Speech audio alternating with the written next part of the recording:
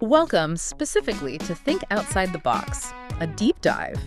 We're diving into something today that completely reframes, well, how we think about communication. Yeah, it really does. But before we get rolling, I do want to remind you that this deep dive is actually part of the Teacher Victoria ESL class. So grab your notebook. Right, grab a pen, because honestly, the material we are looking at today feels less like a traditional language lesson and a lot more like a paradigm shift. Totally. We usually grow up with this fixed idea that English belongs to, England or America, right, or Australia. But looking at the research provided, that idea seems kind of dead. It's definitely on life support. Right. If you look at the data from linguist David Crystal, the ownership of the language has fundamentally changed. You have roughly 370 to 400 million native speakers. Which sounds like a massive crowd. It is. Until you put it next to the number of non-native speakers, that group is over 1 billion strong. Wow. So statistically speaking, the native speaker is now the minority. By a total landslide. Raj Kashru calls this the expanding circle in his World English's framework. Right. The growth isn't happening in London or New York. Exactly. It's happening everywhere else.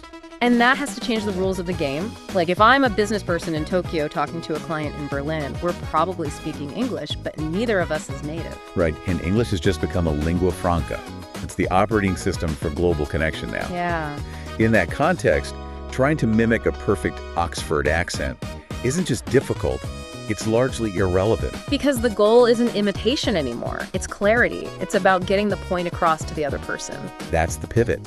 It's about functional authority. Yeah. Can you navigate the world? Can you get the job done?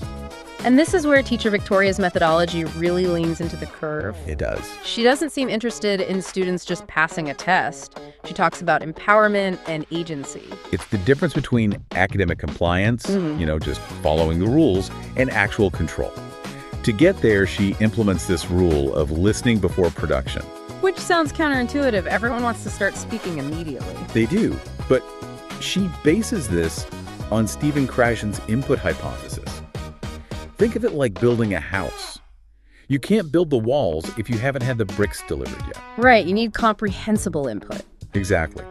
Listening to the rhythm and patterns before you can produce stable output. If you try to build without the bricks, the house falls down. Speaking of construction, let's talk about her sentence crafting course. Oh, yes. She uses that exact metaphor. She doesn't talk about grammar rules, she talks about architecture. That phrasing is very intentional. She's trying to move students from declarative knowledge to procedural knowledge. Okay, let's unpack that for you. That's like the difference between knowing how a car engine works versus just being able to drive to the store without thinking about it. Precisely. Declarative is knowing the rule in your head. Procedural is the muscle memory of using it. Teacher Victoria's mantra is that structure creates freedom.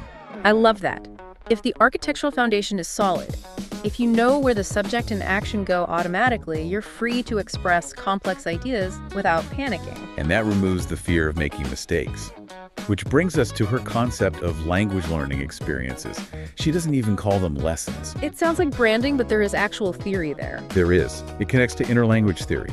It frames the English you speak today as a developmental stage, not a final product. So a mistake isn't a failure. No, it's just data. It's evidence your internal system is upgrading. So the goal isn't to memorize a static textbook. It's to develop an organic system you can control. Exactly. It's about owning the language, not just borrowing it from native speakers. Which leads me to a final, slightly provocative thought for you to chew on. We've established that non-native speakers are the majority. They are? They are the ones using and co-creating this language in real time. So at what point do their usage patterns become the new standard? That is the billion-person question. At what point do the so-called mistakes of the majority become the new rules rendering native norms obsolete? It's something to think about. It certainly is. Just a reminder, this deep dive was part of the Teacher Victoria ESL class. And if this approach resonates with you, don't just sit on this information. Absolutely. We enthusiastically invite you to drop Teacher Victoria a message about this class to continue the conversation. Thanks for listening.